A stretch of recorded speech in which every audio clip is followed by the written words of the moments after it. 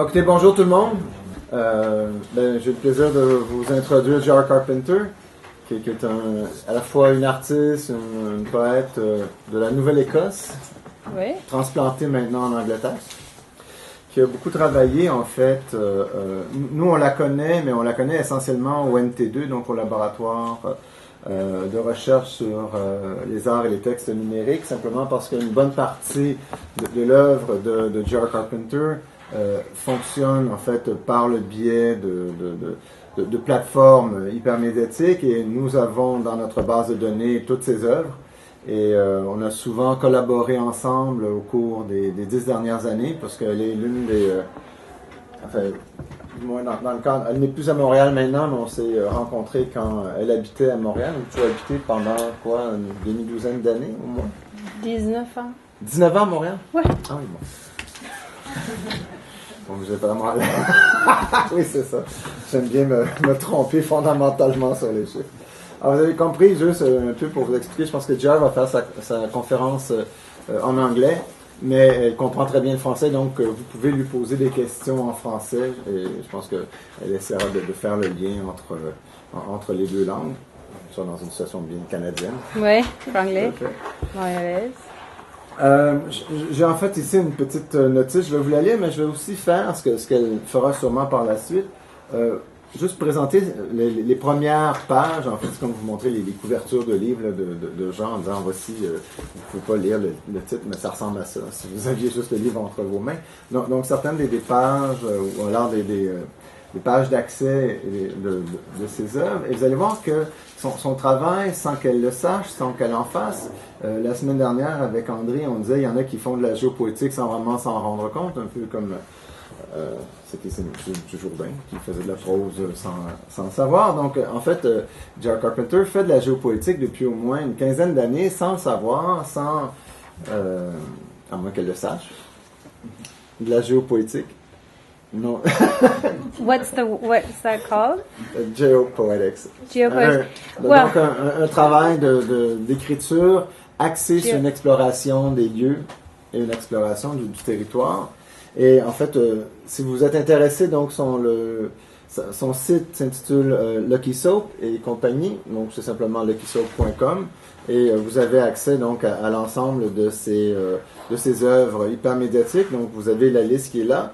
J'ai ouvert un certain nombre de ses œuvres, dont There He Was Gone. Alors vous voyez, souvent il y a des cartes, il y a une exploration via une cartographie, exploration qui est très importante. Alors, elle l'a fait pour Montréal, elle le fait pour l'Angleterre, elle le fait avec Cape Cod, donc tout dépendant des projets. Elle va souvent travailler dans cette interface, en fait, entre l'écriture et la création, d'une part, et d'autre part, un territoire, un lieu donné. Et c'était clair quand on a commencé à plancher sur le projet du groupe de recherche là, Hochelaga-Maisonneuve, que sachant que J.R. Carpenter devait passer par Montréal et rester quelque temps chez nous, que nous allions l'inviter pour quand même, d'une certaine façon, faire le lien, pour une première fois pour le groupe de recherche, faire ce lien entre représentation hypermédiatique ou encore œuvre artistique ou littéraire hypermédiatique d'une part, et d'autre part, création géopoétique. Alors, je pense c'est surtout à elle, je pense, d'entrer dans le cœur de certaines de ses œuvres qu'elle va faire, mais juste pour vous montrer que chaque fois, elle travaille avec soit des anciennes cartes, soit il y a vraiment un rapport au territoire qui est médiatisé par le biais de ces représentations que sont les cartes, qu'elles soient des cartes cognitives, des véritables cartes Notes on the Voyage of All and Girl. Donc, vous voyez, il y a souvent, en fait, un rapport tout à fait très très réel aux représentations cartographiques. Alors même chose pour And by Islands I Mean Paragraphs, où là en fait vous pouvez circuler dans une immense page quadrillée où vous retrouvez évidemment des îles, des textes, et il y a aussi un rapport à la génération de textes. Bon, ça je vais laisser J.R. un peu plus expliquer ce qu'il en est de la dimension bien sûr du générateur de texte qu'elle va utiliser, mais c'est en fait, ce que je tenais dans un premier temps à faire, à vous montrer, c'est de vous expliquer de quelle façon son travail est essentiellement, enfin, à bien des égards, est essentiellement géopoétique. Alors sur ça, je peux vous dire que depuis ses travaux, ses recherches et sa recherche-création ont commencé en 93, depuis qu'elle a commencé à utiliser Internet comme média pour la diffusion et la création de textes expérimentaux. Alors, ses projets de littérature électronique ont été exposés dans des musées, des galeries. Elle a fait des conférences et elles ont aussi été présentées lors de festivals à travers le monde. Une rétrospective de son travail numérique a été présentée à Electrifying Literature, une exposition lancée en parallèle du Electronic Literature Organization Conference qui avait eu lieu à Morgantown aux États-Unis en 2012. Celle de 2013 a eu lieu à Paris. Ses textes imprimés, ses critiques d'art, sa poésie, ses courtes fictions ont été diffusés sur CBC Radio et ont été traduits en français, en italien et en espagnol. Et ils ont été publiés dans de nombreux journaux et dans des anthologies en Amérique du Nord et en Europe. Elle est la récipiendaire du prix Carte Blanche Québec de la Québec, c'est quoi, QF? QW, Quebec Writers Federation. C'est ça, donc l'équivalent It's for English people. C'est l'UNEC. That's why you've never heard of it. Elle a remporté à 2 reprises le CBC Québec Short Story Competition en 2003 et 2005. Et elle a de même reçu le prix Exposing Alternative Press Award for Best English Book pour son premier roman, Words the Dog Knows, paru en 2008 au Conundrum Press. Son deuxième livre, Generations, est un projet sur le code informatique et il a été publié en 2010 chez Traumavine à Vienne. Elle habite présentement à South Devon en Angleterre et son site web c'est Là qui saute. Bonjour, je vais faire une petite introduction en français et puis après ça vous êtes très content quand je switch en anglais parce que mon français c'est un peu... ça marche dans quelques situations, pas dans les autres. Alors, je veux juste vous dire que, comme Bertrand a dit, que je suis née en Nouvelle-Écosse, vraiment dans la campagne. Je suis née sur une farm. Et j'ai décidé, quand j'ai 12 ans, de déménager à Montréal. Alors, je suis comme, OK. J'arrivais ici juste après mon 18e fête. J'habitais ici depuis 19 ans. Ben, presque immédiatement, quand j'ai arrivé ici, j'ai commencé à écrire sur le sujet de Nouvelle-Écosse. J'habitais à Montréal pour 17 ans avant que je fasse mon premier oeuvre montréalaise. Et cette oeuvre ici, Entre-Ville, c'est après 17 ans habité à Mile End, vraiment. Ça, c'était une œuvre commande pour le 5e anniversaire de la... Hi, Emily! Have a seat! There's some back there. C'est une œuvre commande pour le 50e anniversaire de le Conseil des arts de Montréal. Et pour moi, anglophone, de recevoir cette... challenge. It's a little bit stressful. Comme j'ai expliqué dans le lancement, ça me prend 17 ans de trouver un vocabulaire de le quartier, pas un vocabulaire français ou grec ou il y a beaucoup de langues à Mile End, mais pour moi c'est un vocabulaire visuel. Vocabulaire de tous les gens dans cette il y a des vidéos avec des sons comme ça. 6 mois après après j'ai lancé cette oeuvre ici, tout le quartier commence de changer très très vite avec de gentrification. La gentrification. Alors, j'ai fait comme un deuxième ou like a sister piece, before and after, I talk about them. Ça s'appelle screen resolution's a little funny, but this is In Absentia and stories of place and displacement of the neighborhood. So these two major works in the last 3 years that I was in Montreal, I was making these major big pieces. I'm not going to show them to you or talk to you about them.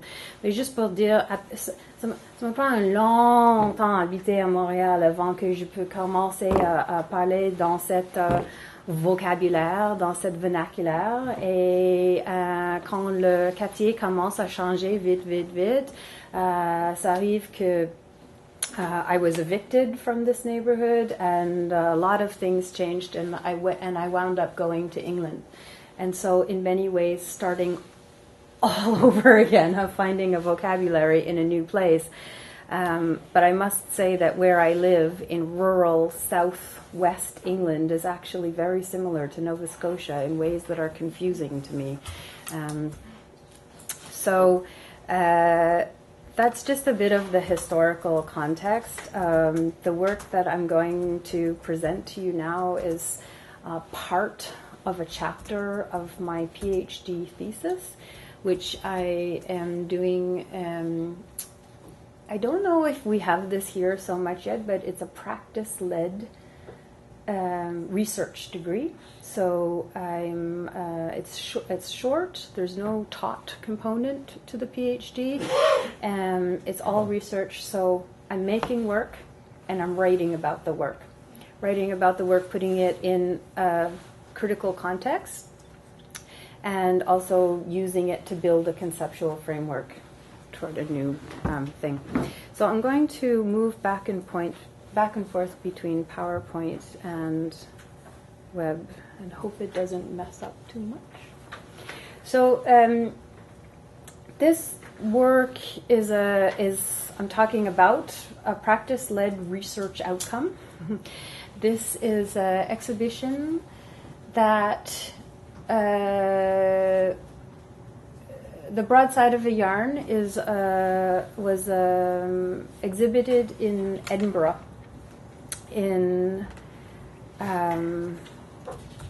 2012, I think. But most of the writing that I'm presenting is how I've framed it for my PhD. My PhD is extremely interdisciplinary, so part of what's going on here is trying to figure out how to talk about digital literature, computer programming, network theory, print literature, and physical geographical spaces, all within one conceptual framework. Whereas in Montreal, I spent a lot of time dealing with the city and texts of the city and walking in the city. I became confronted with this rural landscape all over again. So this is certainly within the realm of geopoetics, but I'm looking at how to tell stories of the sea on land. So some of this confusion between these two different ontological positions. I'll just leave this quotation here, and I will come back to it later. So the Broadside of a Yarn, the work that I'll present today, is visual, it's textual, it's performative, it's pervasive, it's networked, it's generative, it's print, it's narrative, it's all these things at the same time. It's an unbound atlas of impossible maps. It's a computer-generated collection of very short stories. It's an archive emerging in fragments, an errata-base of historical, literary, pictorial, diagrammatic, and cartographic data. It's a JavaScript and a performance script. It's an attempt to chart long-ago stories of faraway seas onto dry land with naught but a QR code reader and a handmade map of dubious accuracy. The Broadside of a Yarn, the title refers to a broadside, which, do you know what that's called in French? I'm sure so.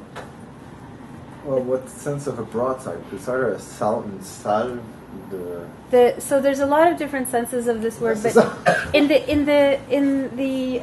is from the 16th century onward. It's an early form of print, and I'm arguing networked narrative because it was broadsides were cheaply printed on single sheets of paper and widely distributed like flyers, like brochures. It was a networked narrative at the same time, because what would happen would be in early stages of literacy, a broadside would be posted in a public place, and somebody that could read would, so people would gather around the site, and somebody that could read.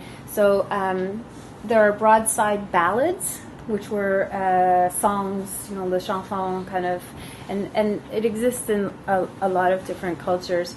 So a broadside is this refers to this sheet, but there's a broadsheet. But there's also a nautical term. If you turn broadside, it's turning the ship sideways so you can fire all the guns. So a broadside also has an association of an attack or a critique or a commentary. And so I'm using it in the both sense of these terms. And you're going to talk also about the yarn. And I will talk about the yarn, but later. I just wanted to make sure that people understand these basic terms, but then you can also just tell me, we know. So I'm particularly interested in this aspect of when the broadside or the broadsheet is posted, it signals that it's intended to be performed. So if a broadside was posted in a public space, people would gather and wait for the performance. So this signalizing of performance. There are a lot of examples of broadsides, just to show they often have an image. So this early print mixture of image and text.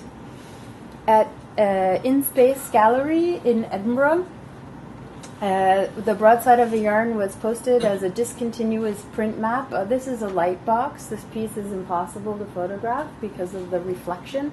It's near the front window. So this is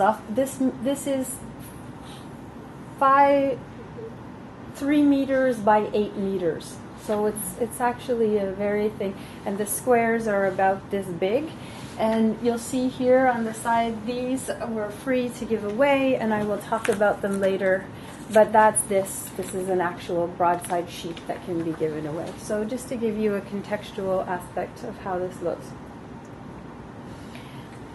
The purpose of this map is not to guide, but rather to propose imprecise and possibly impossible routes of navigation through the city of Edinburgh, along the Firth of Forth, into the North Sea, into the North Atlantic, and beyond, into territories purely imaginary.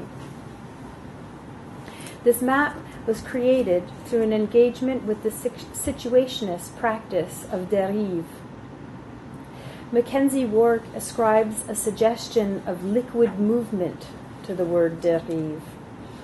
Its whole field of meaning is aquatic, conjuring up flows, channels, eddies, currents, and also drifting, sailing, or tacking against the wind. Through dérive, sea charts and city mapping have long been associated.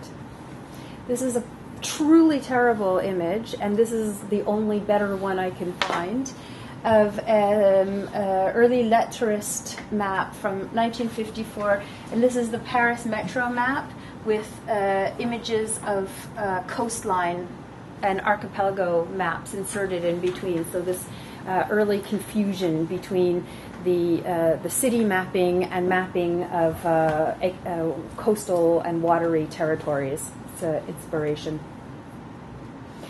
In 1958, Guy Debord suggested that with the aid of old maps, aerial photographs, and experimental dérive, one can draw up hitherto lacking maps of influences. Maps whose inevitable imprecision is no worse than that of the first navigational charts. So this is an early navigational chart from the 1500s, very imprecise form of mapping. So the situationists were interested in the imprecision of the mapping of sea charts. During a series of walks that I undertook in Edinburgh in May 2012, However many times I set out toward the sea, Derive led me instead into museums, libraries, and antiquarian map and bookshops. This bookish drifting is borne out in the imprecision of the resulting map of influence.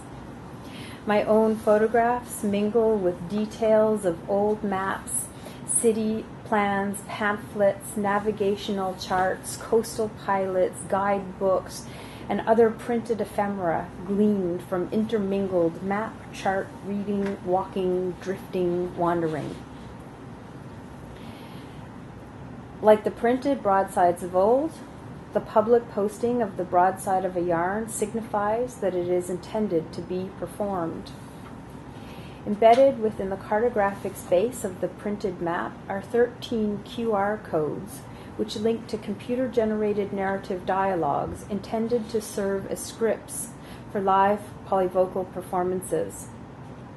And some of these scripts, when scanned, come with stage instructions for how they might be performed.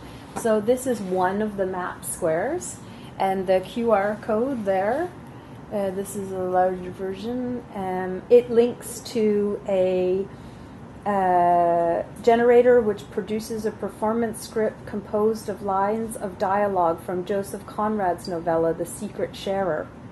So it takes lines directly from a well-known work of print literature, English, although Joseph Conrad was Polish, and The Secret Sharer takes place in very close quarters between a captain of a ship and a person that he rescues on board. So the stage instructions say to be read by hushed voices, heads together.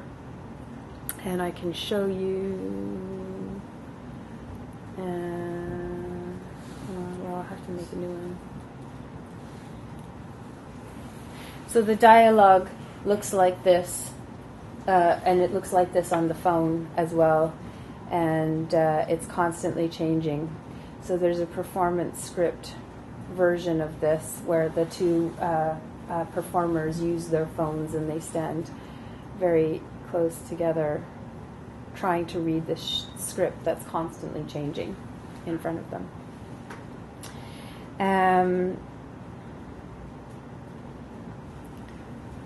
So I think I'll just leave that there for a minute. So the QR codes on the print map are points on the physical print map which point to potential events, just like the public posting of the broadside points to a potential performance. The broadside of the yarn also remediates the yarn.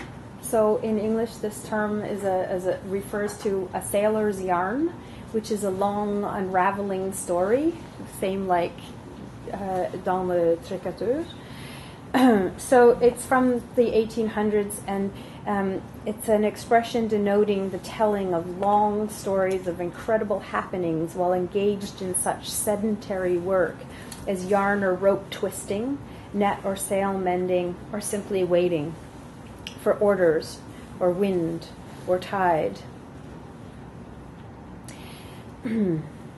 The yarn is a performative form of an oral tradition within which the phenomenology of sound enters deep into human beings' feel for existence as processed by the spoken word. For Walter J. Ong, the spoken word is always an event, a movement in time completely lacking the thing-like repose of the written word. Digital literature has given rise to a new regime of enunciation unforeseen by Ong, in which written words refuse repose. And Catherine Hales argues that in digital media, a text ceases to exist as a self-contained object and instead becomes a process, an event brought into existence when the program runs. Hales terms digital texts eventialized, which is a really ugly word even in English, but I'm going to use it. So that the text has become an event that's constantly in movement. Every time a QR code is scanned, the QR code reader app, the phone camera, the phone itself, the internet, my web browser, my web server, the user's web browser, and countless commands, protocols, and softwares and hardwares in between collectively perform a set of JavaScripts which in turn generate a performance script on screen, which may or may not be read by human eyes, spoken by human voices, and heard by human ears. JavaScript is a procedural language, so it has to be written in a certain order in order for it to be read by the computer, unlike some other languages, like more object-oriented languages. So the computer performs the selection of words from preset lists called variable strings and slots them into syntactic templates called sentences. This act of selection constitutes a statement event. For Michel Foucault, the statement event is at the very root of the archive, defining the system of the archive's enunciability. Just going to move along here. So this is a quotation from Foucault that I've been wrestling with a lot in my thesis.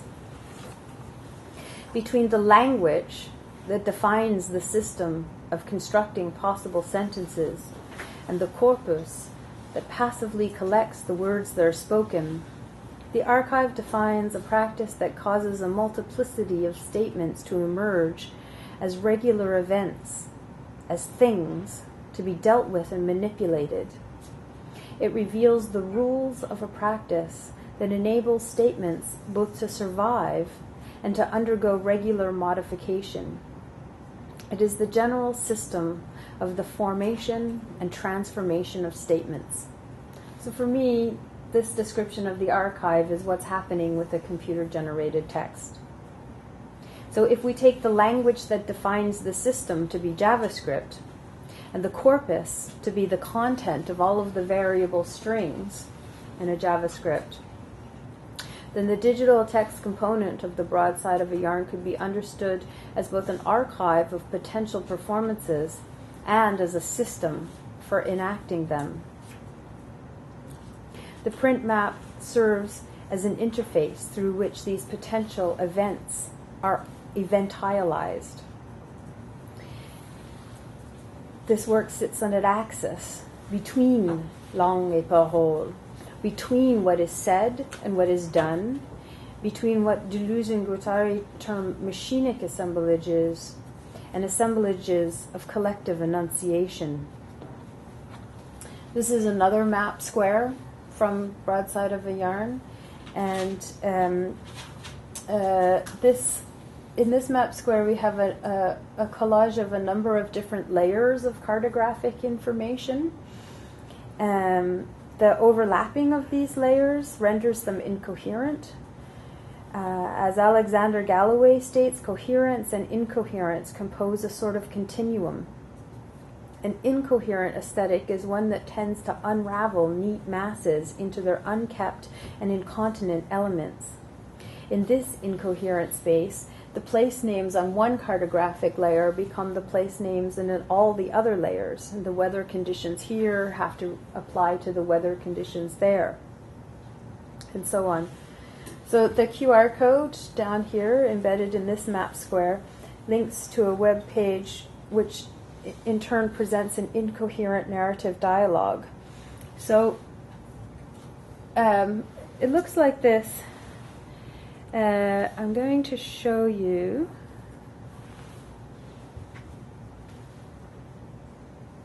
So this is that when you scan on that QR code, you get to this on your phone, to this narrative dialogue.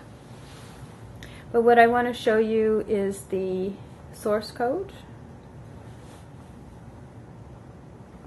So you can see, even if you don't read JavaScript, you can see, listen, listen, listen, right? It's two, and the word keeps changing up there. So I'm just going to leave these two modes of reading on the screen here for you for a moment.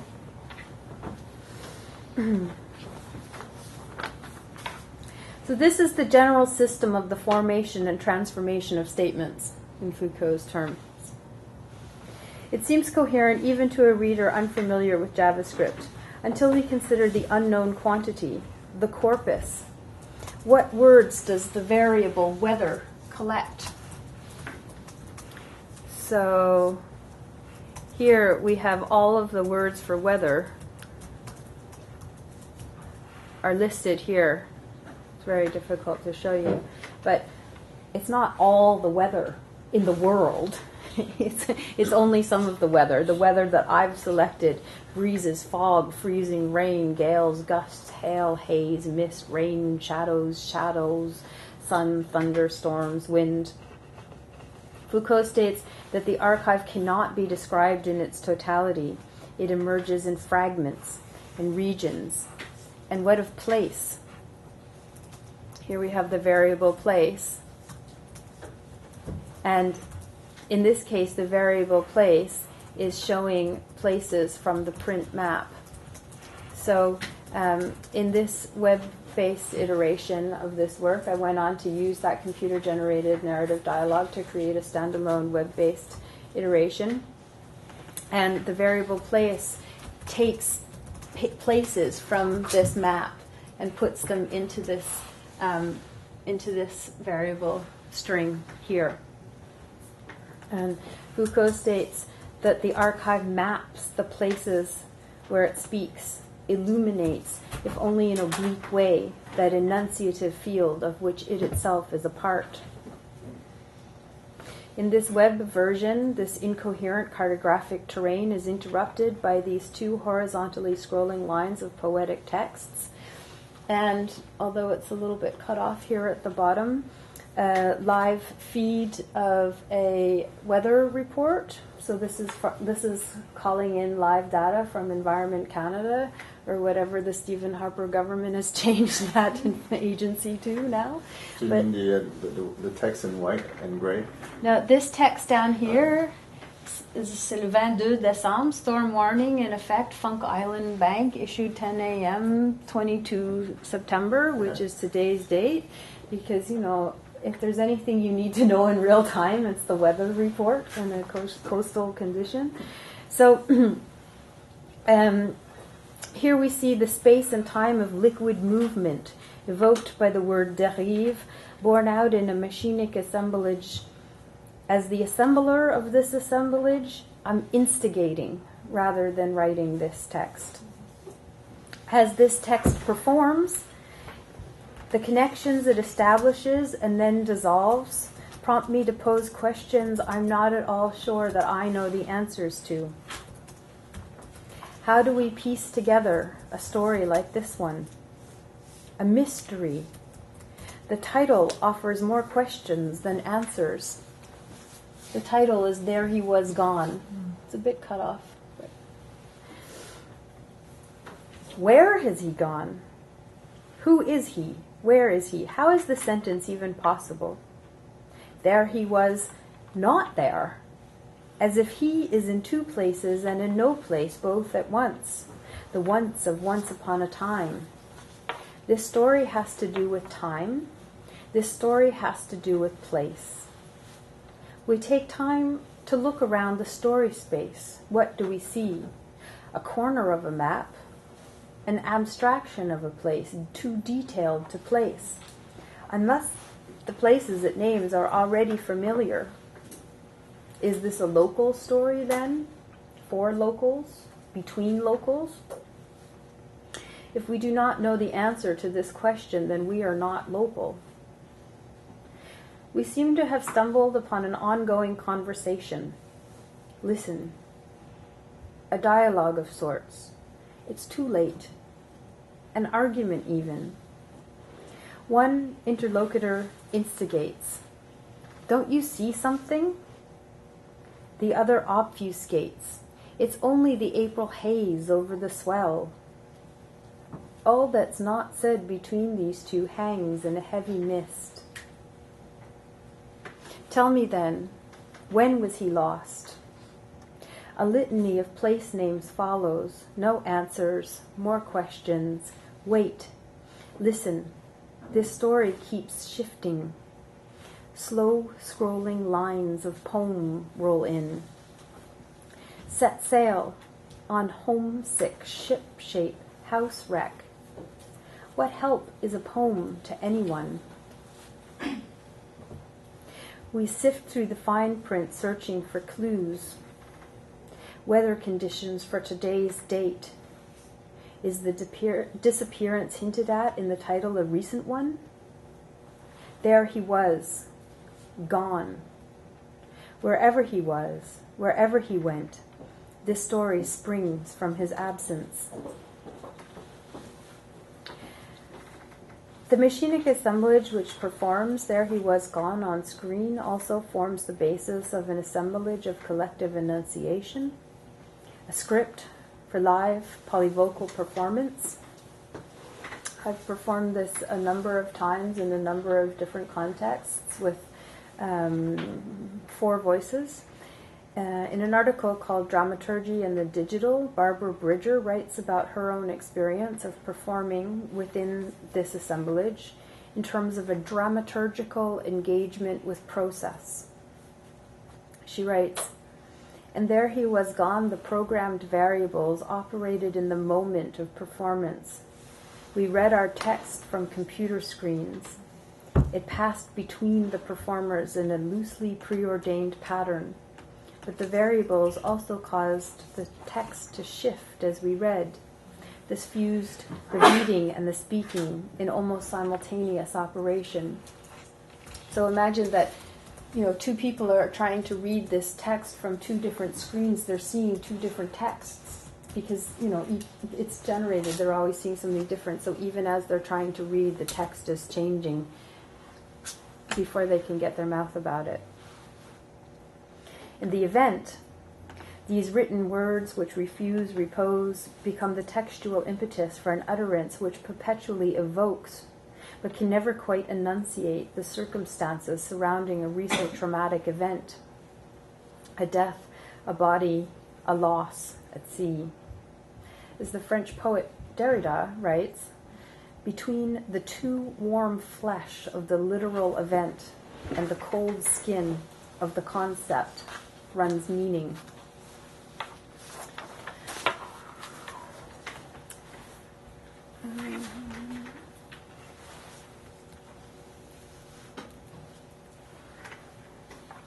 Four of the QR codes in the broadside of a yarn link to computer-generated text composed from phrases liberated from an out-of-date guidebook to the Scottish Isles.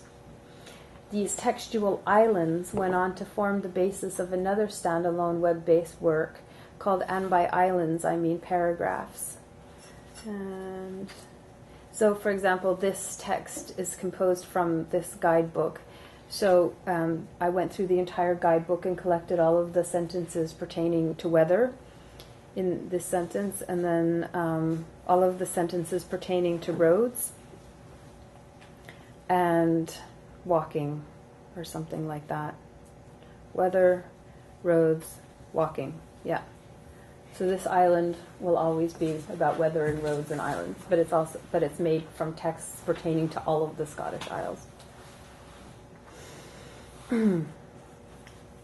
This piece, graph paper, it casts a reader adrift in a sea of white space extending far beyond the horizon of the browser window. The graph paper sea is dotted with islands, and by islands I really do mean paragraphs. These fluid compositions draw upon variable strings containing fragments of texts harvested from a vast literary corpus. This is from Shakespeare's The Tempest. All lines about islands from Shakespeare's The Tempest. I feel like there's a text here that's missing, but islands, they come, they go. This is a text that is part of the poet Elizabeth Bishop's poem Caruso in England and part Darwin's descriptions of the Galapagos Islands, because Elizabeth Bishop's poem Caruso in England much more resembles the geopoetics of Darwin's Galapagos Island than the novel Robinson Crusoe or the story of Selkirk. This is a vast piece. I won't go on about it too much. Oh, it's really interesting. It's only loaded some of the islands. Okay, here. So islands, they come and go. This island is from Coetzee's novel Foe, which is another rewriting of Robinson Crusoe, Même comme ton œil vendredi. So I'm interested in the idea of this détournement, using this digital space to rewrite these works from print literature. This text is taking lines directly from Coetzee's novel Foe, but Coetzee is not attributed in the body of... Somewhere in here there's a bibliography. Mackenzie Wark argues that détournement is the opposite of quotation. Quotation brings the past into the present, but it does so entirely within a regime of the proper use of proper names. For Deleuze and Guattari, the proper name is the instantaneous apprehension of a multiplicity. As such, there are no individual statements. Every statement is the product of a machinic assemblage. Called as statements into the digital text processes, these literary text fragments are reconstituted in a present which is also a break from the present, in a new regime of enunciation. One in which authorship is distributed and text is eventialized. The result is a deterritorialization, an incoherent politics, one which dissolves existing institutional bonds, including the bonds of authorship. There's another line of horizontal scrolling text of Morse code down here, so it remains in the imaginary. So this is another piece that emerged from Broadside of the Yarn. One of the QR codes linked to this computer-generated narrative, and I made another standalone web-based piece. I recycle. I can't leave things in one place. So the corpus of this computer-generated narrative détournes a number of well-known texts from English literature. The title, Owl and Girl, refer to a Victorian nonsense poem, The Owl and the Pussycat. I don't know if anyone here is familiar with Victorian nonsense poetry. In The Owl and the Pussycat, an owl and a pussycat go to sea in a beautiful pea-green boat. In my version, the pussycat is a girl, most serious, most adventurous, most determined. The cartographic collage she and her lazy, friendly owl voyage through collects the particularities of a number of fluid, floating places and reassembles them in an obviously awkward assemblage of discontinuous surfaces pitted with points of departure, escape routes, and lines of flight. The details of this narrative are forever shifting, but beneath the surface of the screen, the sentence structure does not change. So the hyphen in the pea-green boat in Lear's poem provides an opening, an opportunity for a linguistic joke which presupposes a familiarity both with the literary fragment upon which it's based and the linguistic rules through which it might be extended. So in English, this is a common children's poem. Everybody knows The Owl and the Pussycats and the beautiful pea-green boat. So because of the familiarity of the pea-green, I created a string of green variables replacing pea with other words. Bottle, beetle, grass, gray, jelly, lima bean, pea, sea foam, fallow, all of which could be followed by the word green.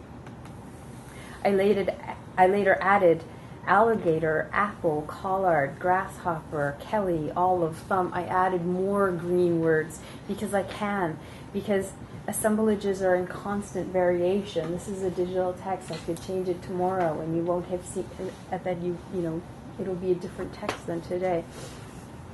And the same can be said for sailors' yarns, these oral story traditions that are constantly growing and changing and unraveling and as they're told.